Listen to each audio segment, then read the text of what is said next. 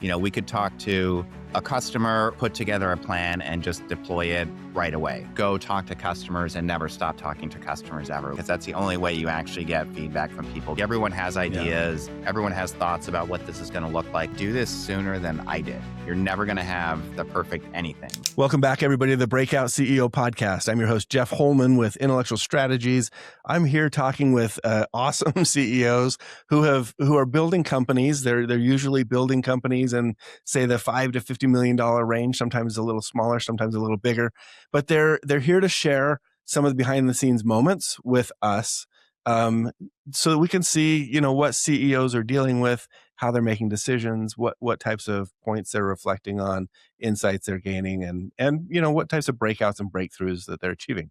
So thanks for joining us today. Today I've got a great guest here, Seth Merritt with Welby Health, and a career that he left, that he didn't have to leave, but he left to build this new thing and try it out. And I'm excited to talk with you today, Seth. Welcome to the show. Yeah, thanks. Excited to be here. Yeah, it's going to be good. We had an icebreaker segment just before this that the audience will probably have seen already, but I think we dove into a bunch of stuff there. I wanted to kind of pick back up maybe where we were. I don't always do this because it's not intended to be like a flowing segment, but you had so many things that you mentioned in there, and I made a note of a couple of them. The one that I wanted to kind of just kick off with here was your comment about how quickly you can deliver or impact your customers in the type of business you're in now. Like, tell me more about that. I think we all would say that seems naturally correct, right? Like, startups move fast and big companies move slow, but that's an interesting phrase to kind of pick out and even vocalize and just say, well, I'm seeing the impact. Like, I love making an impact faster with my customers. Tell me more about what that means to you. Yeah, I mean, I spent probably 20 years in health insurance, which is just naturally slow, very risk averse, very corporate, and just moving was difficult. And I remember, trying to bring things out, whether it was, new ideas around contracting or payment models or just technology things I was trying to deploy with the team. And it was just like impossible. Everything required 17 levels of approval. There was always someone who was a no, they didn't like it. You had to convince them for whatever reason, personally, politically, whatever, why this is a good idea. And it just didn't happen. And that wasn't the reason I necessarily started and became an entrepreneur. But seeing now, we could talk to a customer, or we could recognize a gap in our own business early, put together a plan, and just deploy it right away. And whether that makes things cheaper, faster, it's a better product, we see a gap in the market,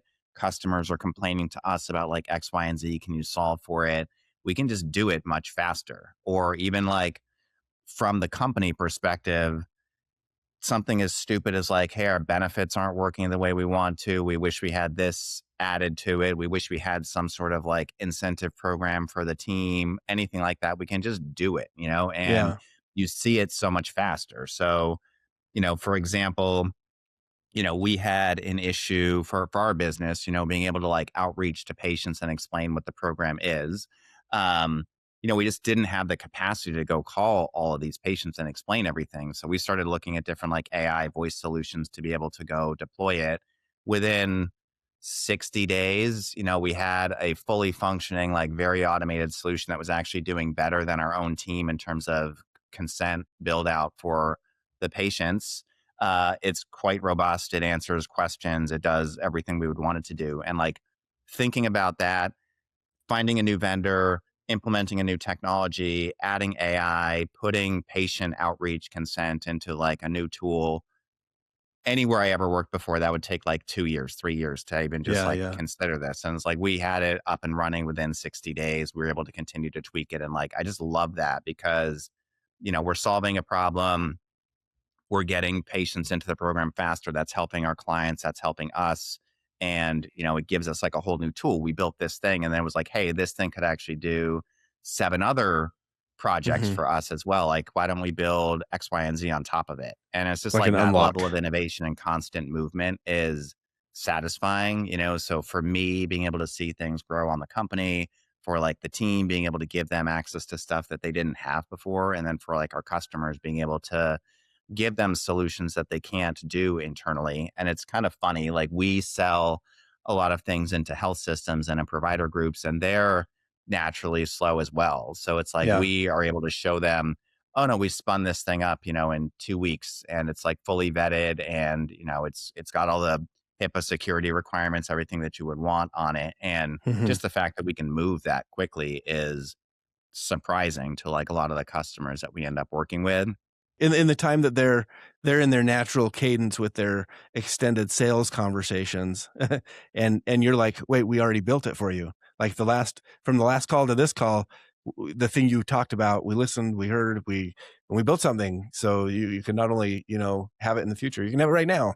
Yeah, that's literally, I mean, we've put that in pitch decks. Like we'll talk to a provider, they'll talk to us about something. Okay, like let's set up a follow-up call in 2 weeks. Then we're able to show them like, hey, this thing is live. We already did this. This is like the MVP version of it, but they'll have Yeah. something spun up quickly. And for us, if it doesn't work, it doesn't work. That's fine. We've learned something about it. But if it works and it's valuable, or we see the value in there, even if it's not for this customer, it gives us something to like focus on in terms of building. So it's kind of interesting to see, lets us push sort of the forefront of innovation and technology and things that we can do to make our business better. And also lets us show customers what is out there. Cause I think a lot of them are probably in the same position I was in, just kind of frustrated by like, I see there's value. There's ways we can be doing this differently, but I'm stuck within the constraints of my organization that doesn't want to move here. So we try to Yeah. put things in place that make it easy to kind of like move the needle quickly for our customers. I love that. I love it. As you're talking about all that, I've got some personal theories about what I call insight profiles, or maybe you could call them innovation profiles. You mentioned, because when you talk about the ability to move fast, iterate, with your customers in real time, and just the satisfaction that brings, the impact it creates, it makes me wonder a little bit more about you personally, Seth. Like, would you say that that what drives you is the fact that you're creating the impact on the customer? Because I think different people have different reasons, right? And I think we could wrap it all up in one big ball. But I'd love to know if we can maybe maybe dissect it a little bit more. Is it the impact you're creating on the customer? Is it the fact that you're able to build something and have it done and be like, ah, look what we just made? Like it's fun to have something that you built and it sits in your hands or sits on your phone and you can use it. Is it just the innovation process, like the idea of exploring into the unknown that you like? Like, is there a specific part um, of this kind of innovation process or this impact process that really drives you, or is it really kind of you love all of I love all of it. As you're saying that, I'm like, yeah, that's it. And then the next thing, like, yeah, that's it. No, that's it. I it? definitely love tinkering with things. I've definitely found myself to be a builder, and that's Hmm. something that as I've evolved in my like CEO journey and like less around the tinkering and building, that's a gap like I miss. So I actually carved out separate time on my calendar called Tinker Time, where I just like build Oh, stuff nice. that's interesting to me, and try to deploy it out to like our product team to kind of take it from there. But I love building something out of nothing. And I love the innovation process of getting something together, getting feedback on it. I think one of the biggest gaps in like any sort of evolution is just doing the first step. Like everyone has Yeah. ideas, everyone has thoughts about what this is going to look like when it's completed. Not that many people are willing to be like, okay, well, let me get the first like crappy version out and just Hmm. see if it works. So I'm always like, let's get the first crappy version out and just see if it works, and then we'll fix it. Um, but then I also do love, the recognition from like your customers that when they see something and react to it and say, this is awesome, this is innovative, this is not in the market, I love what you're doing, like build more of this for me. Like I do Yeah. enjoy that. But I think what's actually driving me to do it is probably fundamentally centered around just like building something out of nothing and Building. creating something that didn't exist before. Okay, yeah, that's fair, and I think we're all kind of a mix of these different profiles. But there, one of the profiles I actually designate as a builder, and the building process is fun because I think if you're driven by the building or you're driven by the networking, the social side of it, you're driven by the innovation, whatever it is that drives you. I think there are some there's some things that counterbalance that too. Like sometimes our fears sit in different places, um, depending on what it is that we like to do. You know, a builder might want to build regardless of the validation they get. Um, Whereas an innovator might say, I'm going to explore something new, regardless of whether or not I end up building something. Like it's the exploration that I like, and so I think there's this balance between our interests and maybe our fears or our kind of inhibitions is probably a better word for each of these types of profiles. So, thanks for sharing Yeah, that with me because I'm doing some informal surveys, I guess, or some studying on my own time about these types of nice. things. So I'm just Yeah, I think curious. it's definitely builder. That's what I would resonate with of all those. Just fundamentally, what I think pushes me. I love it. I love it. Well, let's get into what you have built then. WellBe Health. Tell us a little bit about WellBe Health, and give us some history about where it came from, what it looks like today, and we'll get into later some more of the building is kind of the first stage in the breakout arc that we're going to talk about. What you built, then we'll talk about maybe what broke, and a breakout moment, and then the breakthrough at the end. Yeah, sure. So high level, basically, like Welby Health provides care for patients for their doctors in between all those office visits for those patients who have chronic diseases. So we focus on things like high blood pressure, diabetes, congestive heart failure, things that happen that are not going to get solved in the 15-minute office visit when you go see your doctor. That all happens in between the visits. So making sure people are compliant with their medications that they need to be on, answering questions for them, making sure they're showing up to their specialist, making sure they're, on a diet program, exercise, all the stuff that has to happen. So basically, we provide that care for doctors basically in between the office visits for their patients who need it. Um, and we started essentially in 2022. That's when we launched. And like I said, I had spent my career working for health plans. We were trying to make this shift into what they call value-based care. So moving away from just billing every single time you come into a visit to basically how do we pay doctors for outcomes. And Okay.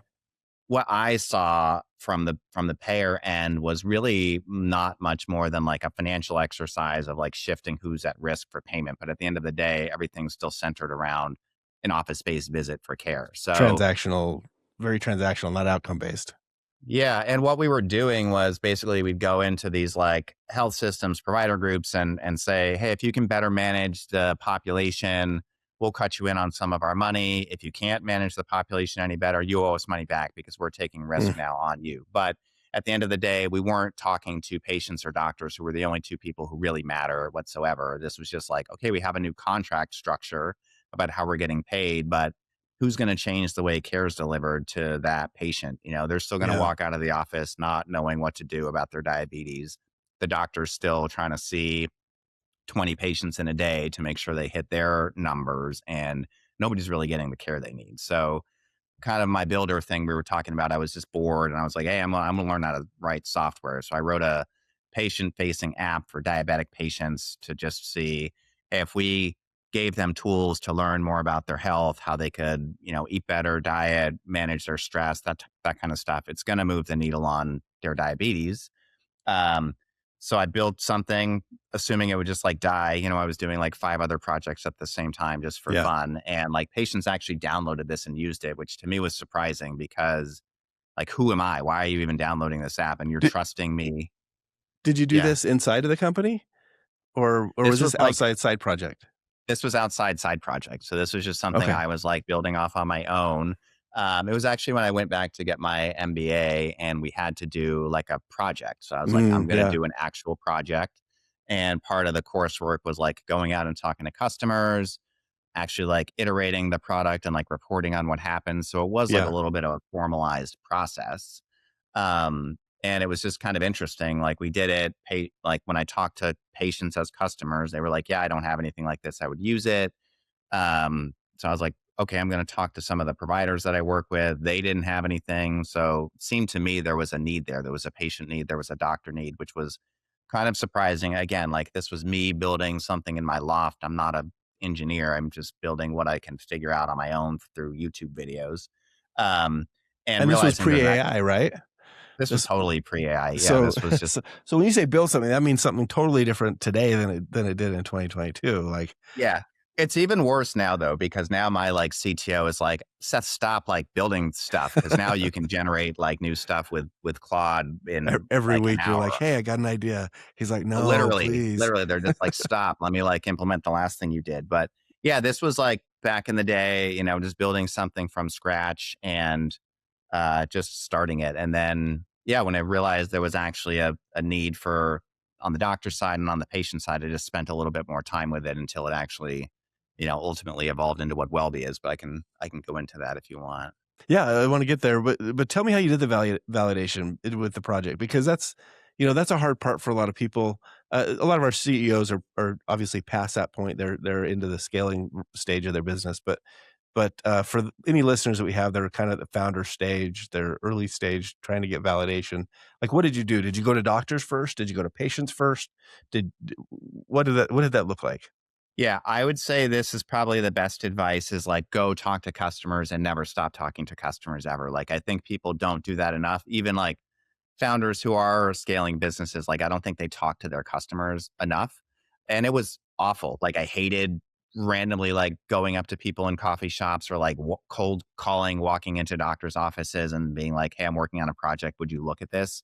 It was it was very uncomfortable, but it was totally worth it because that's the only way you actually get feedback from people because anyone is going to say yes on like a phone call or an email and be like, "Oh yeah, this," or your friends are going to be like, "Oh yeah, this is totally cool. You should do it."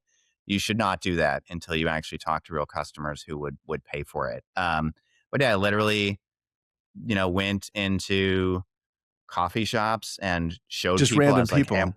random people like, hey, I'm working on a project for school. I'm thinking about this business. Like, would you use something like this if it was available?" And, I would get stories about people or their parents or like their Yeah. friends or like what they're using for this kind of stuff. And then took that to doctors and it was a different value story, but it was like, hey, if I could do this with your patients and this is how it worked for you afterwards, would you use something like this? I literally had to like walk into cold doctors' offices and talk to them or talk to their administrators and, explain what it is we were doing. And all of them were like, why are you here? But it was like really good to get their real feedback about how it was actually working. Were any of those doctors' offices, were they receptive to it, or were they all kinda like, "Ah, this isn't our normal process?" No, they were receptive to it, but they were just kind of like, why are you here pitching me some product that doesn't exist? They were busy. So they were open to it when Yeah, I would explain what it was, but it was just, odd for someone to just show up into like their primary care physician's office and start asking them about some business idea that they, were not expecting. especially if you don't bring food or pens or something Yeah, to give to totally. them, right? Totally. Well, so what is it you found from that process that kinda became the core of what you built out, as the business today? I think it just validated my fundamental assumption that there is a real gap on the provider side, the actual physicians who are trying to manage these patients who have chronic health issues, that they really have no solution. Like if I'm coming in there with sort of bottom of the barrel MVP thing I just barely put together and they don't even have anything that good, I'm just like, how are you actually doing Mhm. this? Like I know the experience, like both of my parents are profile customer, patients who have diabetes, hypertension, trying to manage this stuff at home. And when I talk to Yeah, them about what are you doing, like their doctors aren't paying attention, like they're on medications for it. They're really not like engaged in any sort of comprehensive plan about how they're going to deal with it. And just seeing that this is how the vast majority operates was eye-opening. And my thought from there was, okay, well, they need this. If I can figure out a way how to monetize this within like the current structure of payment, then we would actually have a business. So that's where I went back and said, like, okay, here's the core issue. We're trying to connect with patients who have these chronic diseases at home. What is the reimbursement mechanism we could like tack onto this? And then we were able to find some reimbursement for it. So it was at least like covering costs. hmm, That was probably like the breakthrough, at least initially, of like, how am I going to actually go do this? How am I going to convince a yeah. customer to go pay me for services? Was tacking on some reimbursement level to it so we could build a value story around ultimately like how do we provide better patient care for your patients. Yeah. I love this because I'm really curious. I did my MBA program. We did some of these types of projects, and I'm trying to think if anybody from my class ended up starting a business around the project they did, and I don't think they did. And maybe it was because it was an executive program and people had jobs, and this was more like an assignment. Was there a point where did you go into this assignment or this project and say, like, I want to start a business, or did this start out more as an assignment, and eventually you're like, wait a second, I think I got to start a business around this? It was kind of both. Like it was the assignment. I was doing the assignment. I wasn't sort of guaranteed a business was going to come out of this, but I also was like, I've invested time in this. I know this could be a Yeah. business. If I'm going to vet it out, I might as well do this. Like one of the assignments was, build a whole marketing strategy around a business. And some of the other people in the course were like, I'm going to take a shoe company and like write a whole marketing plan around it. Or I'm going to Hmm. take, like a publicly traded company and write a marketing plan around it. Like to me, that's just waste. You're going to throw it away. Like if I'm Yeah. going to do it, why don't I do the marketing summary on our business and like think about it, get feedback from it. And I would always complain to other people in the class.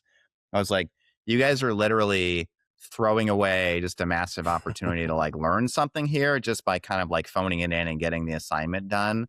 Yeah. Because there was one class, it was so awesome because they literally took people from undergrad and it was like computer science, engineering, marketing, business, and paired them with an MBA team to like go build a program. It's like Yeah. I have free engineering talent, I have a marketing talent, I have computer science, I have a business major in here. Like I literally have an executive team. They're obviously college students, so they're not. So they're not constrained by convention, is what that means, right? Exactly. And they were like some of the other people were just like, again, doing sort of like just boilerplate stuff to throw it in. But I'm like, you're not going to have this experience where you get to work with this group of people who can bring like a lot of unpaid labor to like build Yeah. something out. So if you're interested in starting a business, you should take advantage of the resources that you have here. Cause I found that hugely valuable for me. Yeah, I love this. What did the trajectory look like as you started to build? I mean, when you brought people on, you started to find customers, like, when did you feel like you were kind of in the groove? Like, "Hey, we're actually building a real thing here." So I was doing everything when I started. I was like doing the marketing stuff. I was doing the code development. I was doing the cold calling. I was literally like cold calling physician offices to ask them if they would deploy this program.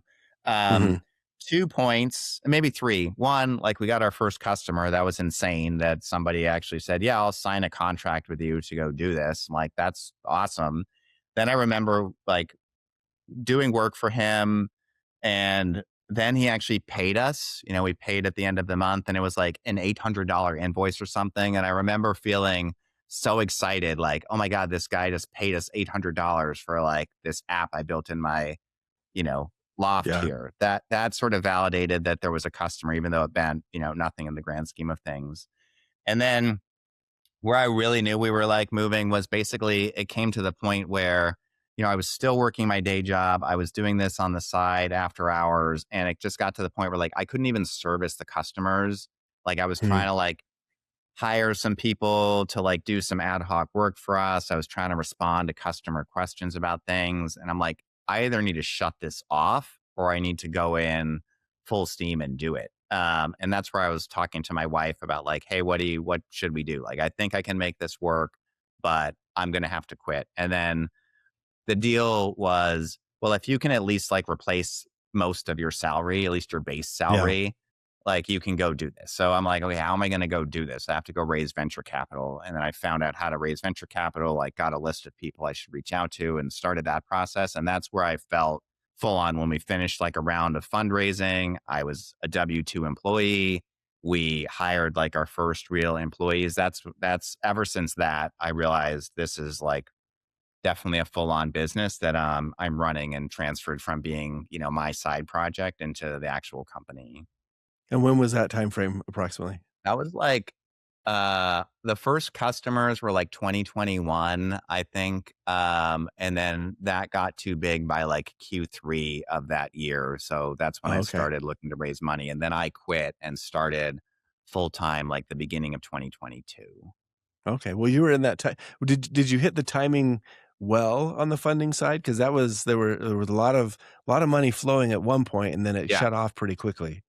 Sort of like I got like the tail end of when the funding was pretty Hmm. clean. Like I don't know if I could get funded now or in the last year because it got more tight, Yeah. for sure. So it was definitely like a nicer time. But then at the same time, every time since then, if we were raising, it was always in like the worst possible time. It was just all downhill. So we were it was kind of funny. Like I had the easiest time with zero customers or like, a handful of customers and a deck. Whereas every other time we tried to raise money, we had like real growth, real customers, like a real process, like things were good, but it was always like, well, you could be doing better. We Yeah. want Yeah. you to be like, double the margin or double the revenue or double the growth rates or Right. whatever where it's like I can only do so much. We haven't raised that much money where we're just going to go blow the doors off or anything. So it was kind of funny. We started at a good time and then every time since then it's always been a tight market, but we've done well enough. Yeah. Well, that's good. Well, tell me and give me a picture of what does the company look like today? How many? What do you want to share about that? Employees, revenue, customer base, like whatever you want to share or not share. Yeah, we're bigger than I thought we were going to be. So we're about 75 employees right now. So it's managing a bigger team than I had really ever expected. We are, in the like high single digits of revenue, still at like a double digit growth rate. So our goal from 2025 to 2026 is about double revenue. So looking to end at about 20 million in revenue.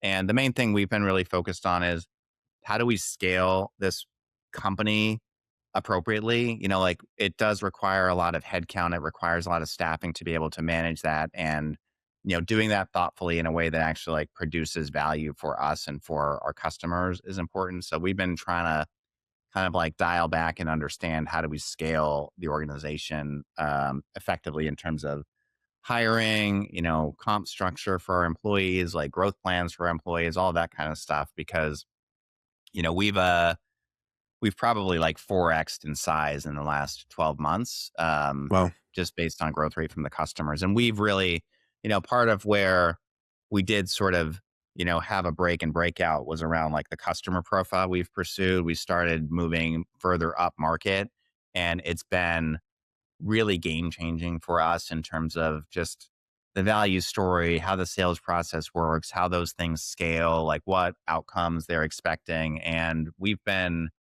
really targeting like a much bigger customer base and moving from like the SMB kind of small market into much more enterprise, health system market where they have a different pain point, I think, than like the independent practices we started with.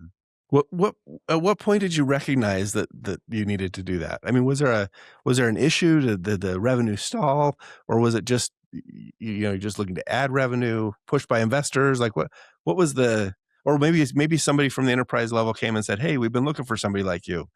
Like what happened in the business where you said, "Huh, we've got to do something a little bit differently than what we've been doing." It's actually funny. So, like, we would see these providers, the smaller providers, and really like their sole focus was on revenue. Like, all they really wanted to see was like revenue driving. And I knew that wasn't our value story. We were not going to get the cheapest stuff in the market. We're not going to like skimp on technology or on Hmm. people. And they just wanted like the cheapest thing and like generate the most revenue for the practice. So they were literally like, we'll just kick these patients off the program if they're not generating revenue. It's like, no, Hmm. that's not the point of the program. It's not to generate revenue. So it was kind of like a fundamental concern with them. And then as we grew, it was like we had these great revenue numbers, but then it was a struggle to ever get them to pay. So it's like, okay, well, Oh we yeah. generated $1 million in revenue, but it's like I'm not getting the cash for like 90 or 120 days because they are treating their contract as, a guideline rather than like a process. Right. So I was like, we need to move. And it was actually funny because I got a lot of pushback from a couple people on the board who were like, don't go enterprise. There's going to be a 2-year sales cycle, 3-year sales cycle. You're not Hmm. ready to compete with those people. Like you're doing well, growing with these like small customers to do it. And I was like, no, I don't think that's our right profile. I don't think we're serving them the way I want to serve our customers. So it was a bit of a like debate where like, I know if I fail at this, I'm going to hear about it, so it was Yeah. pretty deliberate for us. And we just knew we had started getting into these like larger customers that were 10, 20, 30 doctor practices. We nailed one enterprise customer and could just see like the conversations they were having with us were much more aligned to what we wanted to do. So Yeah. we knew if we could show how we could scale this customer up, even if it was just one of them, it was going to be a much better value story. So we ultimately like split our customer profile into like no more selling into small market customers. 80% of the time should be invested in the larger end of mid market, and then keep 20% of the time to enterprise customers. And we started building more of like a referral base of customers who were, referenceable in that space. So we had to like move up, get some customers that looked like the other customers we wanted to be able to, use them in a sense to show, yeah, we've done this before with another customer that looks like you.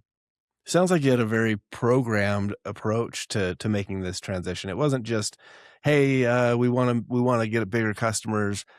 Let's go figure it out." Sounds like you and maybe there was some of that, but did a lot of this come from the team, or did you have to push for it? Like, how did the team respond when you said, "I think we're gonna stop selling to the customers we have right now"? Yeah, we literally went through and said, I think I'm going to terminate all of our customers right now Oh, because, not only stop selling, you're gonna be like, I think we're done with them." yeah, I mean, we just put through like, hey, if these customers like met this criteria where, they were small panels, they were not paying on time, they were difficult to work with, like, we're just going to Mm, issue a term notice and be done with them. These ones, if we think we can maintain them, here's the criteria we need to be able to keep them. They need to grow to a certain level. They need to make sure they're paying on time, updating their contract. So we did keep a handful of them. But then going forward, it was like, we're not selling to this customer anymore. We need to sell to these other customers. I think most of the team was super happy about it because, like our operational team was like, hey, this is way more like predictable. I understand how they're going to work. It's easier to manage one large client than 10 small clients.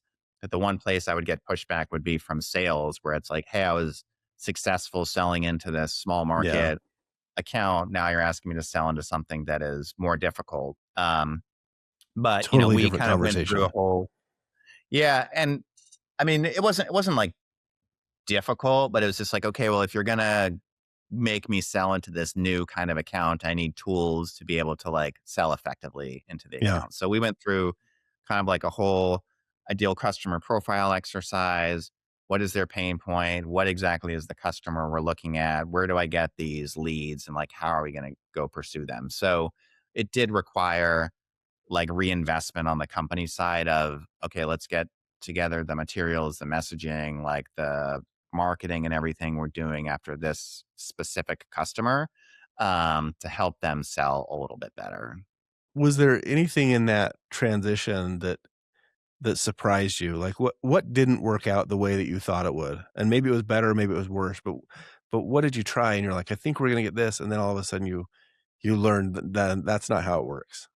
I was surprised in a good way about how well we competed in that market and how we were basically over engineering and overselling into the small market. So, like, we were investing in things like the technology and, how we were investing in our clinical team, where I think our earlier customers didn't even see the value in any of that. They didn't care one way or the other whether they had an awesome nurse on their panel or a medical assistant on their panel. And then by the time we did start selling into the bigger practices, they were evaluating us against really like best in class competitors. And they were like, yep, you guys are head to head. Like it's going to come down to X, Y, and Z, whether it's, pricing or reliability or, you know, relationships or something. But it was never like, oh, their technology is way better or their solution is way different and better than what you're doing. We were always really competitive. That was surprising because, like I said, we're relatively small, like in the space. And to think we're able to compete with so much less resource is was exciting to kind of see. Yeah, I was gonna say that's gotta be validating for somebody who's kind of a proclaimed builder, to be the one who says who I'm sure you contributed a lot to the how that system and those policies and processes were built out. So seeing that adoption was not as difficult as it could have been otherwise with this new ideal customer profile. That's gotta be really exciting.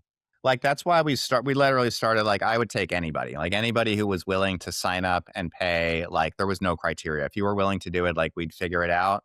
Mhm. And I was always afraid, like, I don't wanna put this in front of anybody who, you know, is really gonna, like, vet it out because, like, it's untested. We don't Yeah. know if this is actually gonna work, how everything is gonna operationalize. So I just got, like, more comfortable with that as we started dealing with bigger and bigger people. Now I'm very confident, we can put this up against anybody, whether it's, our clinical model, our software, or hardware solution, like anything I know we would do at least as well, or at least be fine being in the same room, even if it's like, oh, this one's like a little bit nicer on X, but nothing where, I'm ashamed of the product, which is exciting, and it's not just me, like everybody's built this out, and just seeing kind of how that all expands has been exciting. Yeah.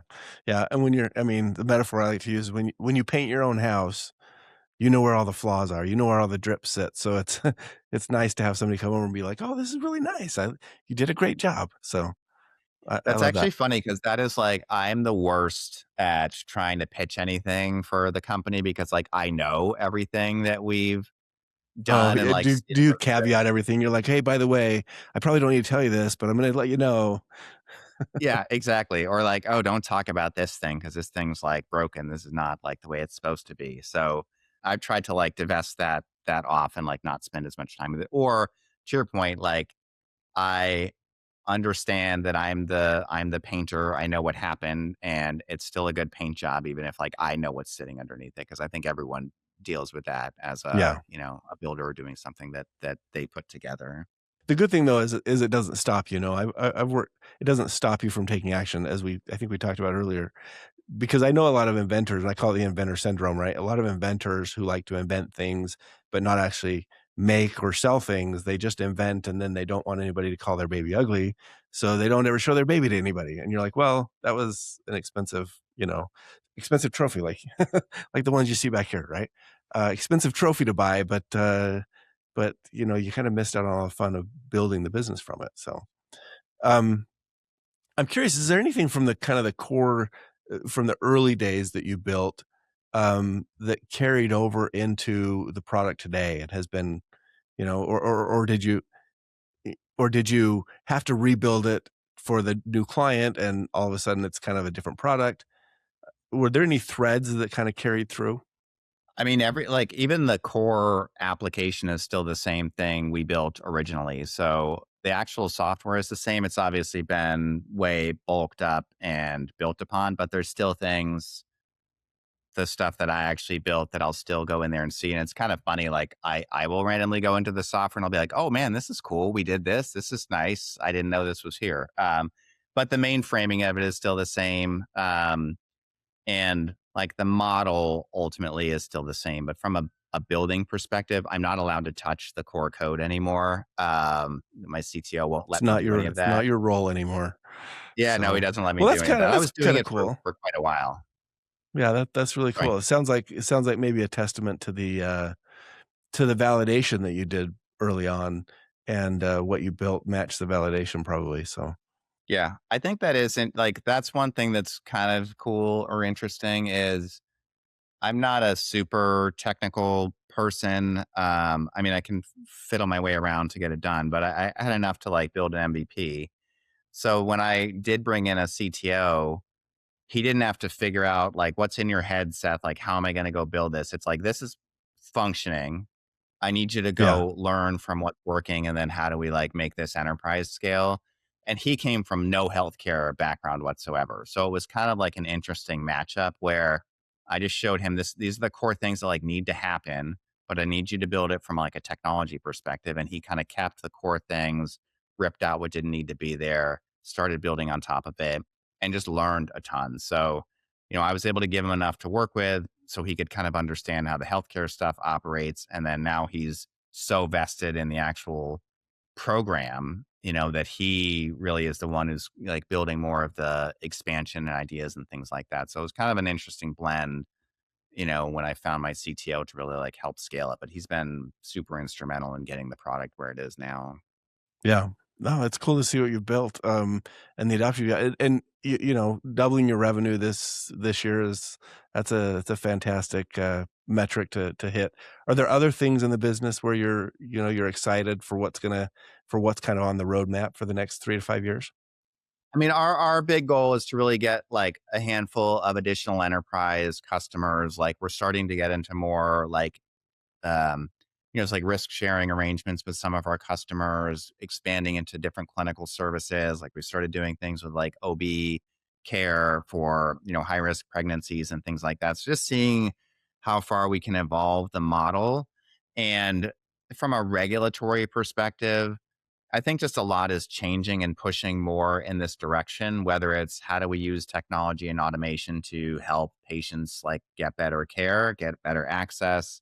And then also with all the stuff with AI, how's that going to fit into like the model? Like I said originally, we had to find some sort of financing mechanism that pays for things. So Mhm. as Medicare or any of the commercial plans start paying for AI based like treatments or assessments or anything like that, like being on the forefront of that, because I think that's going to be super exciting about being able to do that. We always say, our AI is not making clinical decisions, it's superpowering the people who do. So being able to like use more of that to help people make decisions clinically is going to be exciting.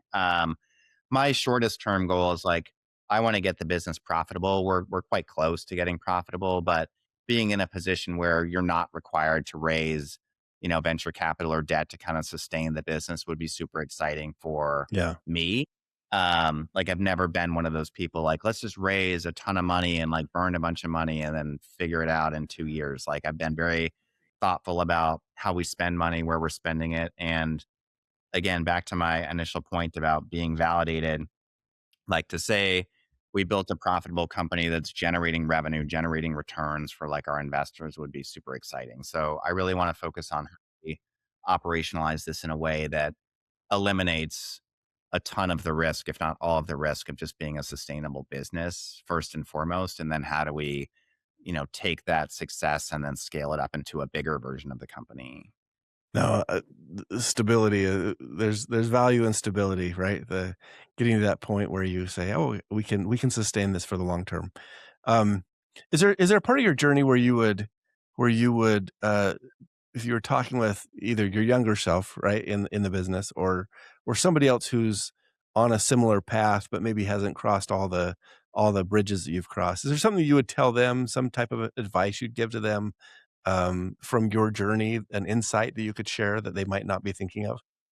If I was telling my younger self, I would definitely say do this sooner than I did, because like it would have been way easier to start. I mean, I don't know. I mean, part of me thinks, starting a business straight out of college is way easier. I started my business, I was in my 40s, so I had a mortgage, I had kids, I had a wife, I had pets. It's like, how do you give all that stuff up and like go into this like high risk place? It's super hard and it's not going to get any easier, So if you want to build your career and then go start a business, like the odds probably go down dramatically. So if you're going to do it, go do it.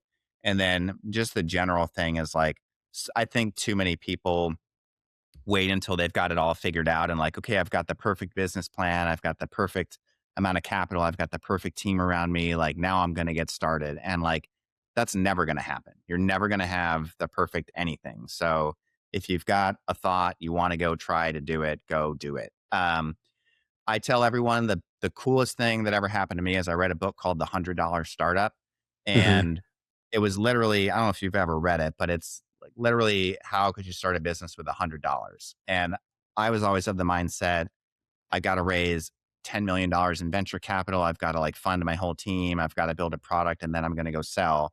And this $100 startup was basically, you know, if you've got an idea for a clothing company, put up a website with some designs on it. If people actually come to it and want it, you have a viable business. If nobody does, don't bother. If you want to start a consulting business, make a website and say you've got consulting resources. If people actually will pay for you, they'll go there, you know? So like you can actually find out pretty quickly and cheaply whether your business actually makes sense. And there's no need to go hire a whole team, especially with AI now. I mean, like you could spin up a website, build an MVP, get stuff like out and running into the market pretty quickly. And they'll tell you whether or not your business idea is stupid or not, you Yeah. know? So like just go build it, figure it out. And where we are as a company now is probably like, if not 180, maybe 150 degrees different than we were when we started. And it's just because of what we learned as we were building the company and recognizing customer problems, seeing things we could do better and, you know, evolving the company. Like we started, it was like not supposed to be a clinical services company. It was all technology. And then as we talked to people and looked at the market, it was like, it doesn't matter if you have an app, if they don't have someone to work with, it's not going to move the needle. So we ended up like staffing up all these clinicians. Like I thought we were building a tech platform. Now I employ like 60 nurses to go help these patients with their care. But you know, it's just what has to happen. And it's worked out. You know, we've been able to build careers for some people here. We've been able to like really help a lot of patients. It just wasn't what I thought we were doing, you know, and you're never going to have the roadmap kind of mapped out for you. On your point about the $100 startup, the cup of coffee doesn't cost that much. I hope someday I read an article that you've written about your coffee shop validation efforts. I think there are a lot of people that would benefit from that. Sounds like it's in alignment with the $100 startup Yeah, concept too. So, totally. well, Seth, this has been a fantastic conversation. Sorry we've come to an end here, but I got to let you go. You probably have some important stuff to get back to that I'm keeping you Yeah. from, but this has been fantastic. I really appreciate you coming on the show and sharing some insights, talking about how you built your company. Is there anything, if you just put a plug in for Welby Health, anything you want to leave with the audience or somebody who might hear this? Yeah, just happy to give input to any other CEOs who want help. I told you it was a lonely, interesting job. So anyone who wants to chat, always open to it. And then we're always looking for customers. You know, if you've got anyone in the healthcare space that wants to learn about what we're doing, you can go to wellbehealth.com and take a look. We're also hiring a bunch of clinicians. So if you know any good nurses, send them over our way. Happy to talk to them. I love it. Love it. Well, appreciate you being on the show today, Seth. It's been a pleasure having you here and glad to get to know you and your company. Yeah, awesome. All right. Thanks, Jeff. You're welcome. And for everybody else who's joined us on this episode of the Breakout CEO, thanks for coming and we'll see you next time. Be sure to follow or subscribe on your favorite podcast platform. And if you enjoy the show, a rating or a review goes a long way. Our mission is to promote the stories of breakout CEOs in scaling SaaS, e-commerce, and tech companies to equip peer CEOs with valuable perspectives and confidence. Thanks again for joining us on this episode of The Breakout CEO. I'm Jeff Holman, and I'll see you next time.